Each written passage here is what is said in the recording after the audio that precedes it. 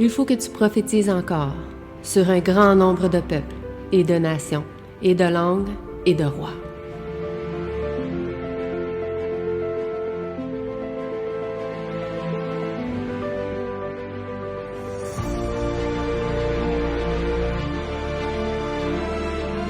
Cette semaine, la leçon de l'école Sabbat portait le titre « Marcher avec Dieu ». On va continuer notre étude dans le livre de Thessaloniciens au chapitre 4. Et nous allons voir comment les Thessaloniciens ont marché avec Dieu et comment nous, aujourd'hui, nous pouvons marcher aussi avec Dieu. Donc, bien sûr, avant de pouvoir commencer, j'aimerais commencer par une courte prière pour voir l'exhortation de Paul au chapitre 4 de Thessaloniciens et comment les Thessaloniciens aussi ont pu être un exemple et marcher avec Dieu et comment nous aussi nous pouvons marcher avec Dieu. Donc, prions. Notre Père qui est aux cieux, j'aimerais te remercier pour l'opportunité que tu nous permets aujourd'hui de pouvoir prendre le temps d'étudier ta parole, de réviser la leçon de l'école du sabbat, Seigneur. Que tu puisses bénir tous ceux et celles, Seigneur, qui sont ici présents, ceux qui sont avec nous sur Zoom et ceux qui sont ailleurs dans le monde, Seigneur, qui font ces écoles du sabbat, ces leçons. Que tu puisses nous permettre de comprendre ce que tu voulais nous révéler au travers de cette semaine en lien avec la leçon de l'école du sabbat, Seigneur. Et que tu puisses vraiment toucher notre cœur et nous exhorter au travers de cette leçon et de cette révision.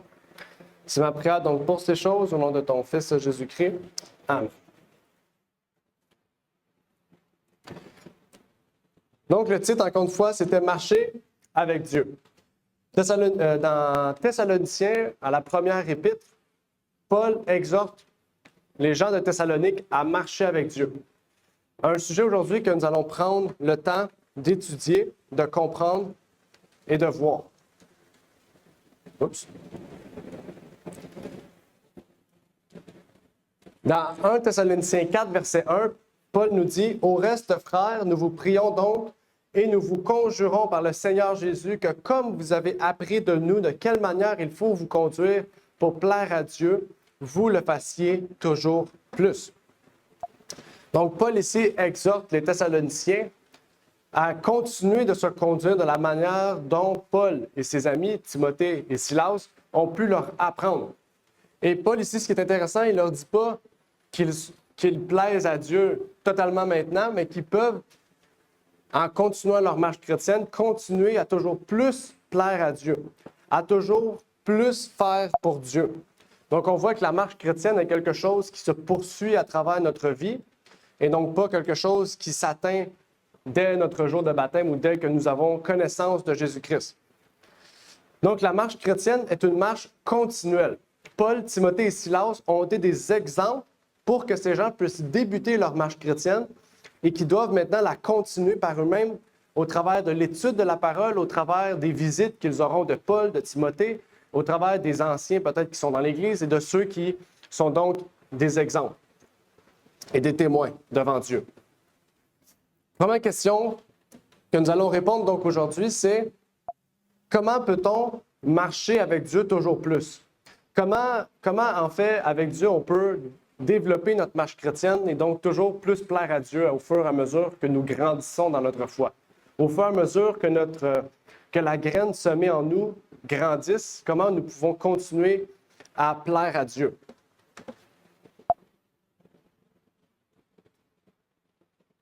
Première question. Dans la leçon, on ne dit pas ça. On ne dit pas comment... Oui, c'est ça. Plus ou moins, oui. Si vous avez une idée, Aramna va vous prêter le micro pour l'enregistrement, parce que comme vous savez, toutes les écoles de sabbat sont sur YouTube. Donc, quand les gens voient qu'on interagit avec les personnes assises, ça leur permet de vraiment de pouvoir aussi participer sur YouTube. À ceux qui sont sur Zoom, ça va être un peu plus difficile de participer, mais on peut vous entendre. Allez-y.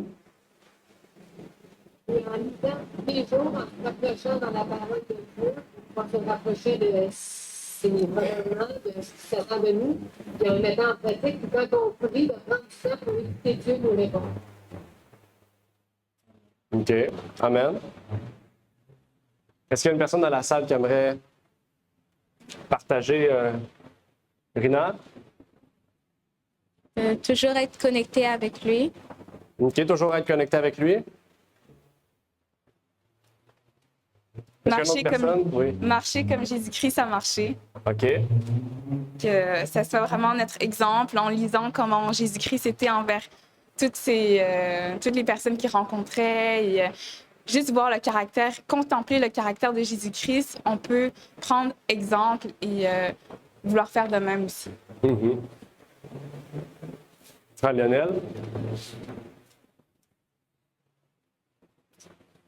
Si on s'arrête avec au témoignage, ils disent que le ciel, c'est la présence du Christ.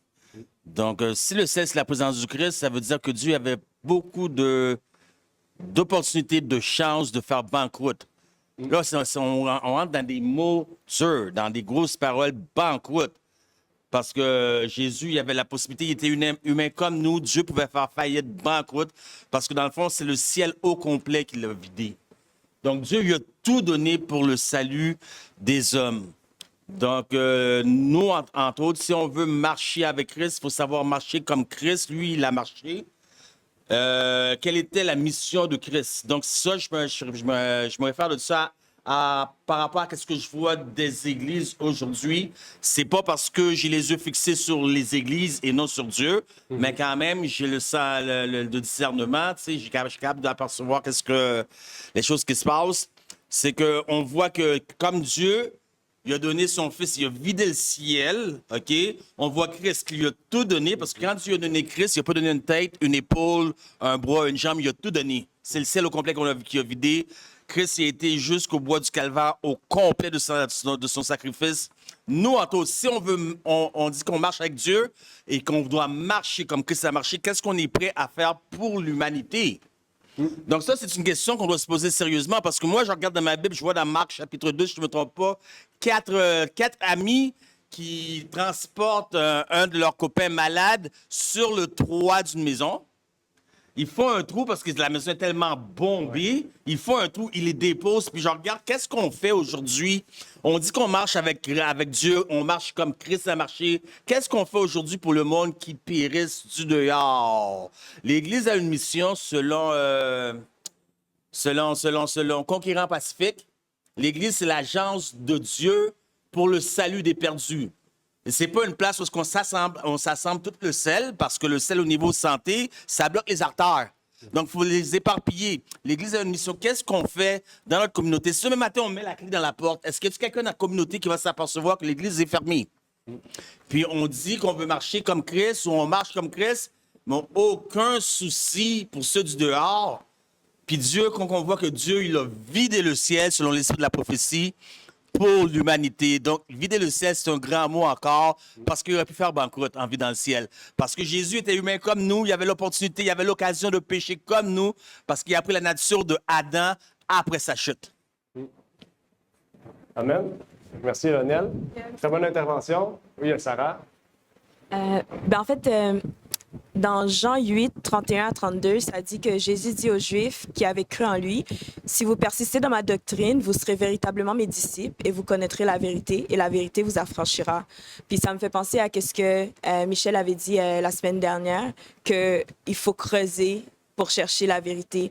Donc, je me dis que pour marcher avec Dieu, toujours plus, c'est, comme tu dis, ça finit pas dans le baptême, mais c'est vraiment de lire, de relire, puis d'approfondir ses connaissances de la Bible, approfondir ses connaissances de la parole, de laisser la parole marcher en nous et de juste le laisser faire son travail parce qu'à la fin de la journée, en cherchant Dieu et en lisant la parole vient à toi et Dieu vient à toi. Donc, puis de juste garder sa main, là, je sais pas. Ouais. Amen. Est-ce qu'il y a une dernière intervention? Ouais. Vas-y, Claude. Faut te laisser la parole à un moment donné. Ouais. Ce qui est important, c'est de s'aimer les uns les autres. Et ce que les Thessaloniciens pratiquaient. Puis il disait que Paul n'avait même pas besoin de les enseigner parce que Dieu leur avait déjà enseigné de s'aimer les uns les autres. Ouais. Comme ça, on peut marcher avec Dieu. Effectivement. Très bon point. Merci, Claude. Donc, merci à chacun de vous aussi pour les interventions. Toutes des interventions très pertinentes. Et on doit vraiment les prendre au sérieux. Et comme Claude aussi a pu dire, puisque le but c'est de relier ça aussi aux Thessaloniciens, comment les Thessaloniciens étaient? Pourquoi Paul dit ça aux Thessaloniciens? Quelle leçon que nous, on doit tirer aujourd'hui, que les Thessaloniciens ont fait, qui était bien, ou qu'est-ce qu'ils ont fait de mal qu'on ne doit pas faire aussi? OK? C'est un peu ça le but des épîtres, en fait. OK? Donc, on en a parlé un peu là. N'oubliez pas, on va étudier ça tout le trimestre. Donc, il reste encore deux Thessaloniciens, il reste encore beaucoup de jobs à voir. Mais on va avancer parce qu'il reste encore quelques questions à pouvoir partager ensemble. Mais dans Deutéronome 5, verset 33, Moïse dit à Dieu, « Vous marcherez dans toute la voie que l'Éternel, votre Dieu, vous a prescrite, afin que vous viviez, que vous soyez heureux et que vous prolongiez vos jours dans le pays que vous posséderez. » Donc ici, dans le livre de Moïse, okay, Dieu dit ici à Moïse de dire ça au peuple. Il dit, « Vous marcherez dans toute la voie que l'Éternel, votre Dieu, vous a prescrite. » Okay? Donc, le livre de Lévitique, le livre de Nombre, de Deutéronome, toutes ces choses que Dieu a prescrites au peuple, Dieu dit, vous, ça, c'est la voie que je vous donne. Je vous donne ça, vous la suivez. Si vous la suivez, vous allez pouvoir vivre, être heureux et prolonger vos jours dans le pays que vous possédez. Donc, Dieu va vous protéger pour que vous puissiez demeurer dans ce pays-là. Okay? Et Dieu nous fait la même promesse aujourd'hui. Okay? Il nous dit une promesse similaire. Bien sûr, ce n'est pas la même parce qu'on n'est pas à Canaan, mais vous comprenez le sens. Dieu nous donne une même promesse. Okay?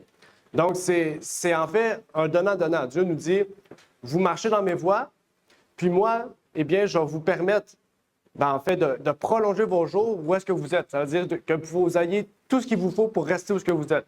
Vous avez tous les besoins que vous aviez. Vous pourrez manger, avoir un toit, tout ce qu'il vous faut. Okay? Et si vous suivez ce que je vous donne, vous allez vivre et être heureux. Okay? Donc, Dieu nous donne des bénédictions face à ça. Et la servante va plus loin, elle dit, « Lorsque Dieu amènera les membres de son Église au ciel, ce sera parce qu'ils auront marché avec lui sur cette terre, recevant d'en haut la force et la sagesse qui leur permettent de le servir correctement. Ceux qui seront amenés vers Dieu seront des hommes et des femmes qui prient maintenant avec humilité et contrition, dont le cœur ne s'élève pas vers la vanité. Dans leur rapport avec les croyants et les incroyants, ils représentent le Christ. » C'est ce que Lionel nous a dit. Il nous a partagé tantôt. Okay? Dans leur rapport avec les croyants et les non-croyants, ou incroyants, ou les gentils, ils représentent le Christ. Donc, le Christ, okay, on ne doit pas juste paraître bien devant les chrétiens, mais même devant les incroyants, on doit être un exemple. Okay? On doit être un témoignage, un moyen de leur ramener Christ dans leur vie. Okay? Et il y a différents moyens. Hein? On le sait, on en a parlé la semaine dernière. Michel, je pense qu'il était assez clair et radical, explicite aussi pour nous dire un des bons moyens, un des meilleurs moyens, surtout aujourd'hui, pour pouvoir être un témoin de Christ envers les croyants, mais surtout envers les non-croyants. Et c'est un peu ça qu'on peut nous montrer aujourd'hui en lien avec marcher avec Dieu. Et Paul continue. Ça, c'est juste le verset 1. Paul continue. Il parle de différents commandements. Si vous avez lu, vous avez fait la leçon, au verset 2 à 7, il dit « Éloignez-vous ne faites pas », là, il cite certaines choses intéressantes. OK? Et on va revenir là-dessus parce que c'est important quand même de revenir. Qu'est-ce que les choses que nous devons éviter pour être sanctifiés? Les choses que Paul a citées dans son épître, 1 Thessaloniciens 4. Qu'est-ce que Paul a cité qu'on doit éviter? Il dit que ces choses-là sont contraires à la sanctification.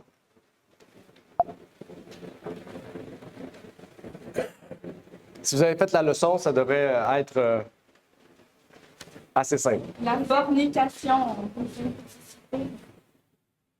OK, fornication, impudicité. Quel verset, ça? C'est les versets aussi. Verset 3. Verset 3. OK. Qu'est-ce que d'autre que Paul a cité dans 1 Thessaloniciens 4?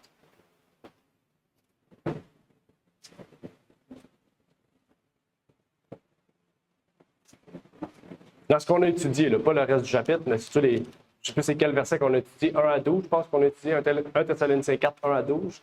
Je ne me trompe pas. La convoitise. Convoitise, OK. Quel verset? 5. Dans le Désolée. Dans le verset 6, ça disait d'éviter d'utiliser comme de la fraude et d'être cupide dans ce que l'on fait. OK, la fraude, etc. Je pense qu'il parlait aussi de vengeance. Comme Vengeance, avoir un cœur OK. On va en parler tantôt aussi de ça. Passion déréglée. Passion déréglée, OK. Ça, on va en parler tantôt. On va en parler. Mais c'est effectivement, dans les choses qui sont contraires à la sanctification, Paul cite l'adultère au verset 3. D'après les versions que vous avez différentes versions, OK? Après ça, il parle du faux témoignage contre son prochain au verset 4. Et verset 4 aussi, il dit « Tu ne tueras point ». OK? En parlant des choses que les gentils font et prennent, etc., qui détruisent le corps, peu importe. Donc, Paul, il cite des commandements, parce qu'il dit, il y a des commandements à respecter. Il l'a dit, OK? Et je vous ai annoncé des commandements, OK? Donc, ça veut dire que Paul annonçait encore la loi de Dieu aux Thessaloniciens, OK? Ça, c'est un point important, OK? Il y a beaucoup de chrétiens qui disent qu'il n'y a plus de...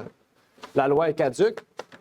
Eh bien, Paul ici nous montre le contraire, puisqu'il cite les commandements qui sont dans les 10 paroles de Dieu ou le témoignage de Dieu dans Exode 20. Mais Paul, il continue, c'est avec ce que Claude aussi disait, il parlait des passions déréglées. Mais Paul n'a pas élaboré sur ça, il a juste dit des passions déréglées. Ben, c'est quoi une passion déréglée? C'est vague, tu sais. Tu sais, plus haut, il parle d'adultère, il parle de faux témoignages ou de mensonges, il parle de meurtre ou de tuerie, peu importe, ou la façon dont les gentils mangent. Mais c'est quoi une passion déréglée? Qu'est-ce qu'une passion déréglée pour que Paul le cite comme étant crucial? C'est ce que l'Église ne parle pas aujourd'hui, puis qui ont peur de parler, puis qui n'ont pas le courage de parler à voix haute. OK, très bon point. Des choses... Les accoutumance. Accoutumance, OK? Des choses... OK. Accoutumance sur moi, tout ce qui est accoutumance pour moi. OK, intéressant. L'Église ne veut pas parler parce qu'ils sont trop heureux. Des choses que l'Église ne veut pas parler. C'est très bon point. Accoutumance, on a parlé de pornographie, on a parlé de drogue, tout ce qui en fait ce que le monde fait. OK? Donc, là, ma question, c'est ça. Là, il a cité plusieurs choses, mais quelle passion déréglée vous avez en tête, mis à part ce que Lionel a cité? Est-ce que vous avez d'autres passions déréglées que les gentils font? Manger, OK. Boire. L'argent, OK. La musique, OK. C'est toute l'idolâtrie de Ouais, ouais. chose que ça, l'idolâtrie. On va pas d'autres choses dans la face. C'est vrai. L'idolâtrie, ça représente l'idolâtrie, effectivement. Donc, il ne faut pas oublier Paul, en plus, à l'époque de Paul, tout ce qu'on a cité là, c'était pas tout ce qu'il y avait à l'époque. Il faut se dire qu'aujourd'hui, on a encore plus de choses qu'à leur époque. OK? Donc, c'est ça. Donc, tu sais, Paul, quand il dit ça aux Thessaloniciens, aujourd'hui, ça doit être encore plus sérieux pour nous en tant que chrétiens. OK? Parce que les Thessaloniciens, dans leur village, là, il y avait des gentils, il y avait des Juifs. Mais les Juifs, ils faisaient des passions déréglées. Sûrement qu'il y en avait, mais pas au même niveau que les gentils. Donc, il faut dire qu'aujourd'hui, surtout à Montréal en plus, il faut porter attention, surtout aux mots que Paul dit ici aux Thessaloniciens. Il faut se mettre dans la peau des Thessaloniciens puis se dire qu'est-ce qui m'entoure qui est une passion déréglée? Qu'est-ce que moi je fais qui est peut-être une passion déréglée? Pour qu'on prie Dieu puis que Dieu nous dirige. Il y a Lionel aussi qui veut intervenir. Tu dis qu'aujourd'hui, c'est plus aujourd'hui, mais c'est-tu réellement plus? Ou c'est plus visible? Parce que dans ce temps-là, il n'y avait pas les médias, il n'y avait pas l'Internet. Parce qu'il n'y a rien de nouveau sous le soleil. Il n'y a rien de nouveau. Vraiment, tout ce qu'Israël faisait devrait nous servir d'exemple aujourd'hui parce que c'est les mêmes problèmes qu'on a à faire face, les mêmes défis, les mêmes péchés qu'on doit lutter en tant qu'Église. C'est les mêmes.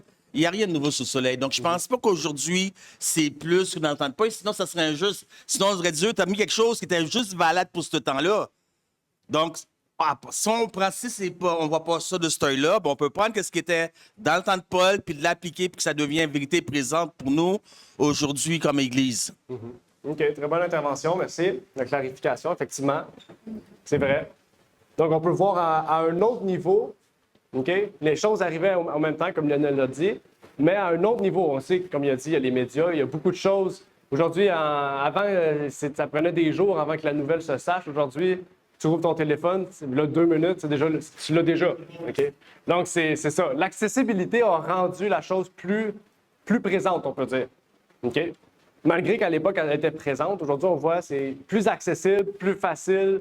plus visible, puis c'est ancré aussi.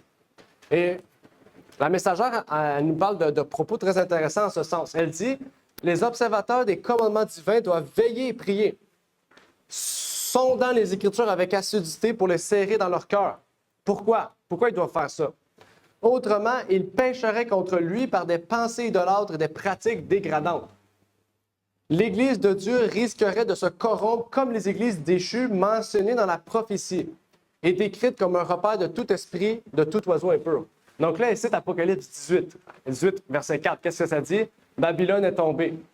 Là, elle peut juste tomber, elle est devenue un repère de oiseaux immondes. OK? Elle est devenue une prison. La Bible, dans le chapitre 18 d'Apocalypse, nous décrit les églises déchues comme une prison. OK? Ça veut dire que ces églises-là, OK, enferment ou emprisonnent, en fait, on pourrait dire les démons, mais ce pas les démons, c'est les passions déréglées chez les gens. OK? Au lieu de, comme Lionel a dit, au lieu que l'Église, devant la chair, les dénonce pour que les gens sortent de cette prison, bien, ils font juste continuer à prêcher la chair. Donc, ces gens gardent ces choses-là emprisonnées en eux. OK? Puis là, ils restent prisonniers de ça. C'est un cercle vicieux. Ça devient un cercle vicieux. On reste prisonnier de nos passions, au lieu de se libérer de nos passions pour se concentrer sur Jésus-Christ. Et le conseil qu'elle nous donne, c'est quoi? Elle n'a pas dit « observer les commandements de Dieu ». Non, elle dit « ceux qui observent les commandements de Dieu, pour qu'ils puissent rester sur la ligne droite, ils doivent veiller et prier, sondant les Écritures avec assiduité pour les serrer dans leur cœur. » OK? Donc ça, c'est important. Veiller et prier. C'est la même chose que Paul a dit aux Thessaloniciens. Hein? Même chose. On ne peut pas marcher sans veiller et prier et sonder les Écritures pour ne pas dérailler. OK? Parce qu'on peut dérailler dans nos pensées, on peut dérailler dans les pratiques, des fois même qu'on pense qui sont bonnes. OK? On peut faire une bonne action, mais de la façon dont on le fait, ça peut être une mauvaise pratique ou ça peut tourner dans un sens qui n'est pas bon aussi. OK? Donc ça, c'est là qu'on apprend aussi. OK? On apprend, à force d'étudier la parole, on apprend et on se dit, ce que je faisais, c'était pas bon. Je vais prier Dieu pour demander pardon, puis maintenant, on passe à autre chose. On apprend. OK? C'est pour ça qu'on ne doit pas juger, parce que des fois, on juge, mais tu sais, on juge, mais la personne, ça fait une semaine qu'elle lit l'Écriture, c'est sûr qu'elle ne peut pas tout savoir ce que toi t'es. Elle ne peut pas être au même niveau de ta marche chrétienne. Parce que, justement, elle n'a pas lu la même chose que toi. Elle a peut-être lu juste Jean, puis toi, tu as lu toute la Bible. Donc, on ne peut pas juger, on doit juste encourager, fortifier, prier pour ces gens-là. Allez les voir, leur dire, puis ça va bien, puis est-ce que tu veux qu'on prie ensemble, qu'on grandisse spirituellement ensemble? C'est comme ça, en fait, que l'Église doit être. OK? Quand on se réunit les sabbats, c'est pour nous encourager mutuellement, pour grandir mutuellement, pour fraterniser ensemble. C'est pas pour se rentrer dedans, se juger, se critiquer, puis se dire, bon, ben toi, t'es assis à ma place, tasse-toi, ou ah, toi, t'as pas une bonne coupe de cheveux, le va-t'en, là. Non, on n'est pas là pour ça. OK?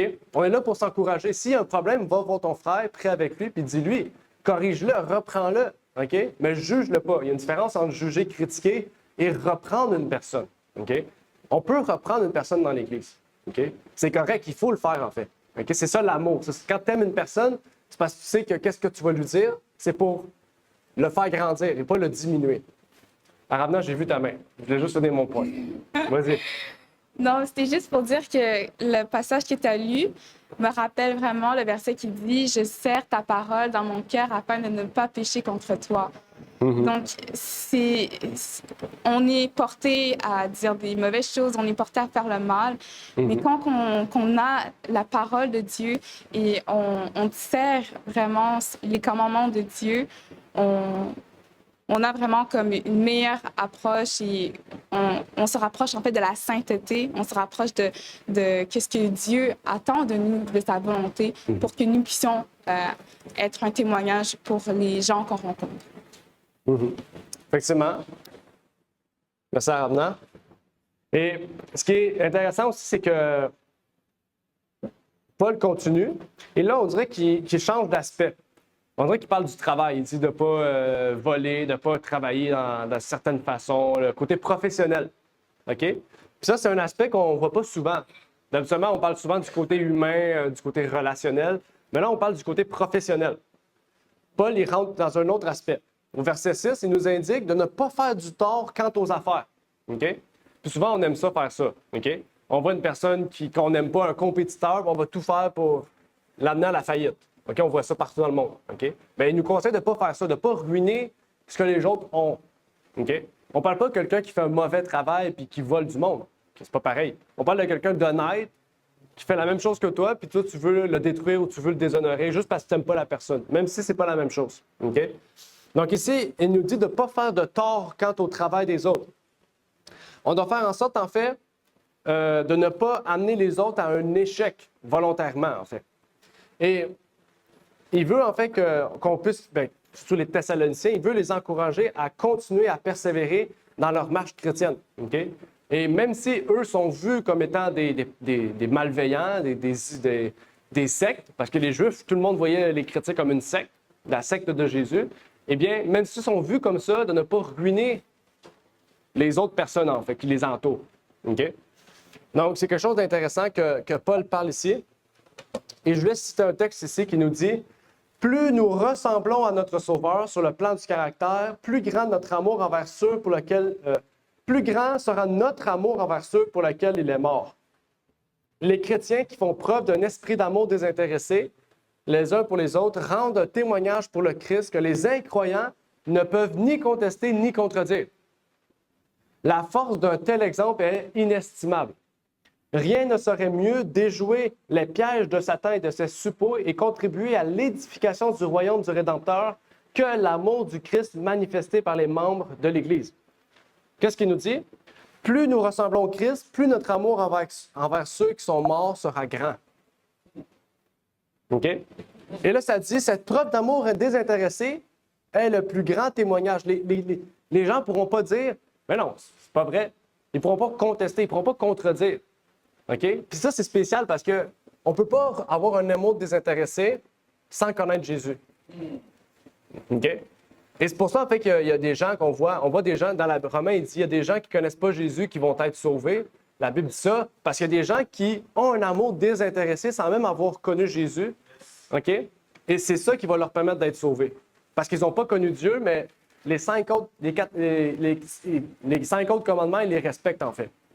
Les 4 premiers, non, parce qu'ils ne connaissent pas Dieu, mais les 5 autres, ils les respectent. Puis ils les respectent peut-être plus que nous, en fait. OK? Et notre frère Lionel veut intervenir. En d'autres mots, si moi je te croise sur la rue puis je te parle de Jésus, que tu décides de prendre une étude biblique avec moi, que tu décides pas de prendre une étude biblique avec moi, ça ne change rien. Je t'invite à mon église, que tu décides de venir, que tu décides de ne pas venir, ça ne change rien. Que je te parle, que je te partage ma foi, l'Évangile, que tu décides d'y adhérer ou que tu n'y adhères pas, ça ne change rien. Puis ça, c'est le truc pour gagner des âmes, le désintérêt. Parce que les gens, ils savent, il y a comme un sixième sens qui dit « Ah, il veut quelque chose, lui-là, là. Il veut m'embarquer dans son église, avoir un membre de plus. Il veut ci, il veut ça. » Mais quand tu prêches la vérité comme telle, que tu ne penses pas à remplir la salle, que la salle soit bombée de gens, même s'il y a une personne qui se présente, tu vas prêcher la vérité.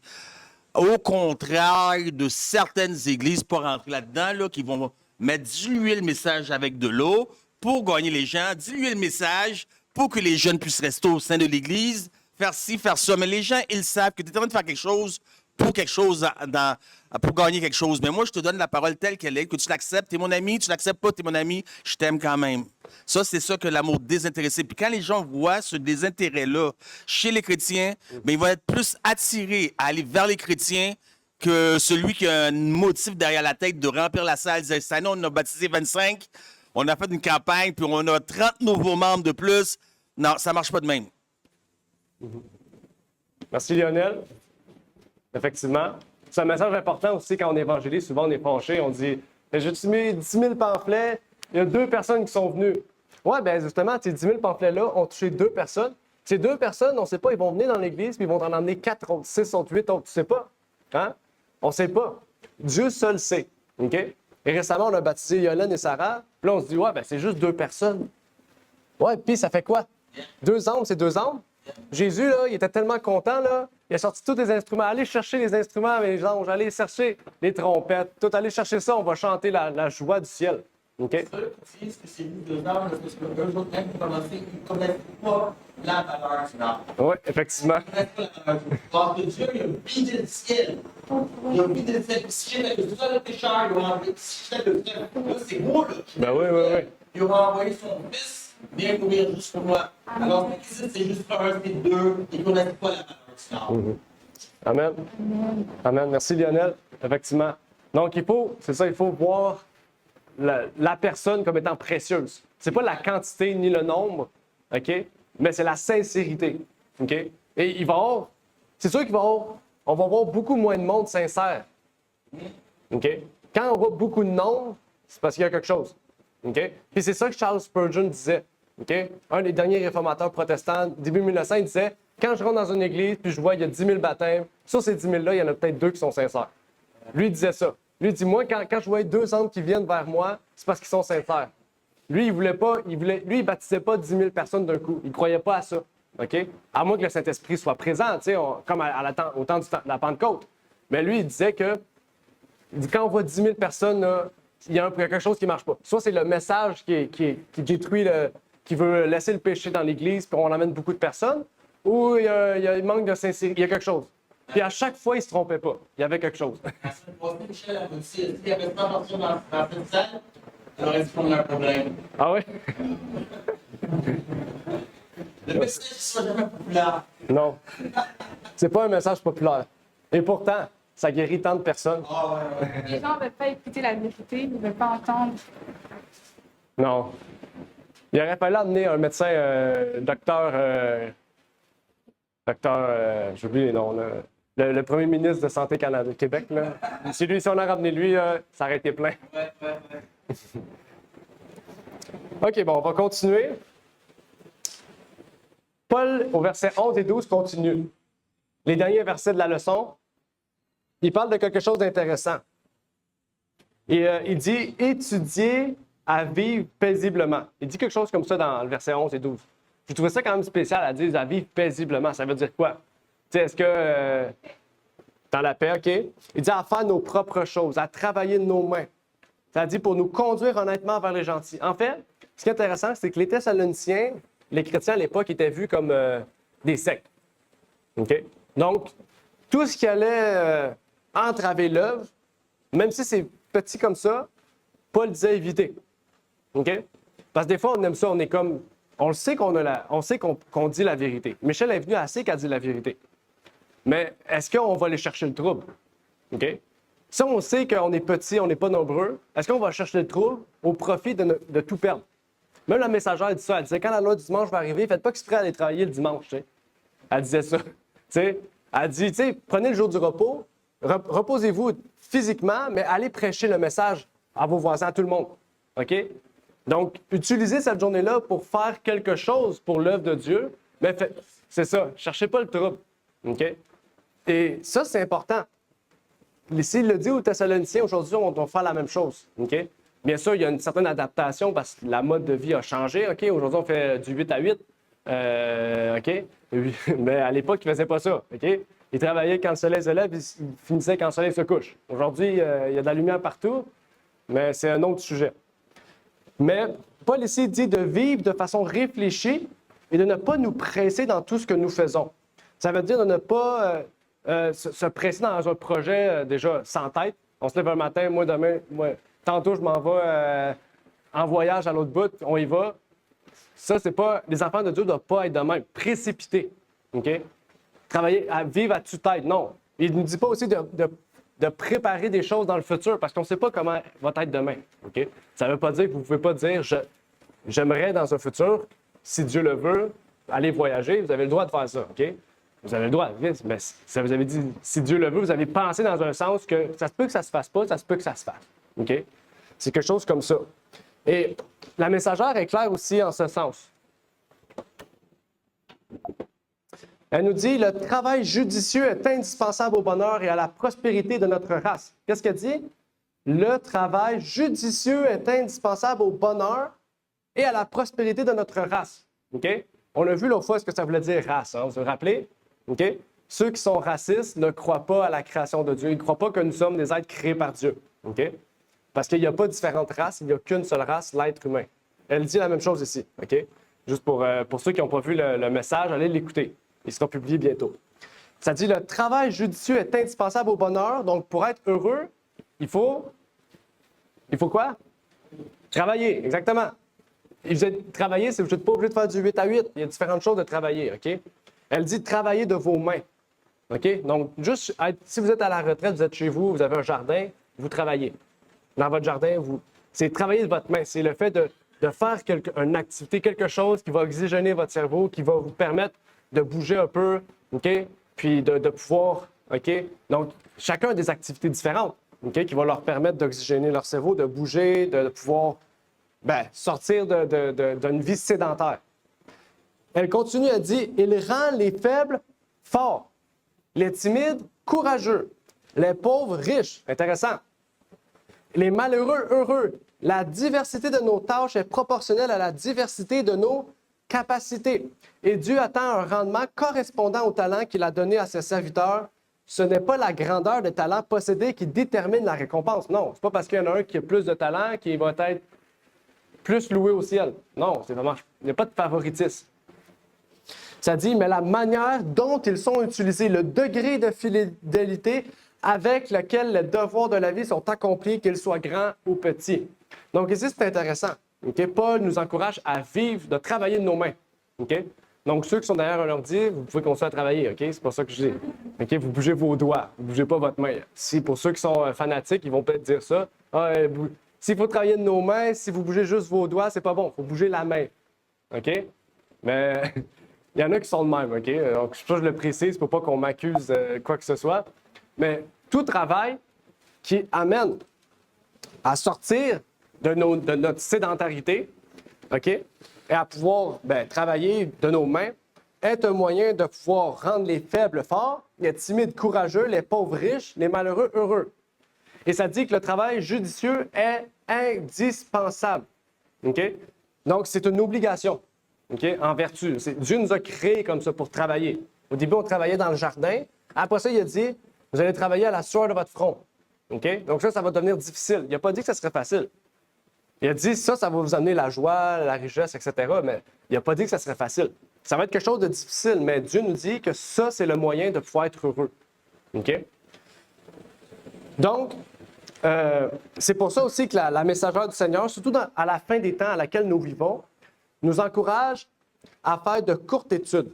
Ce que je veux dire par là, c'est que souvent, même moi, je voulais, quand j'étais au secondaire, je voulais aller faire un doctorat en, on appelle ça, programmation auditive. Okay? Bon, pour ceux qui ne savent pas c'est quoi, c'est comme, je voulais faire du bruitage pour des jeux vidéo, des films. Tu sais, mettons, il y a des bruits de feuilles, tu crasses des feuilles, puis je voulais faire ça. OK? Ils font un doctorat et tout, là, c'est 5 ans d'université, puis c'est long. Mais en réfléchissant à ça, je me suis dit, c'est quoi l'intérêt d'aller là-dedans? Tu sais, si le travail de Dieu est si crucial. OK? J'aurais pu y aller là-dedans. Aujourd'hui, je ne serais pas ici. Là. Je serais sûrement à l'école, dans les études, puis je serais ici juste derrière un banc. Je ne pourrais pas prêcher, en fait. Ben, j'aurais pas le temps à l'université de prêcher, de tout faire ce que je fais.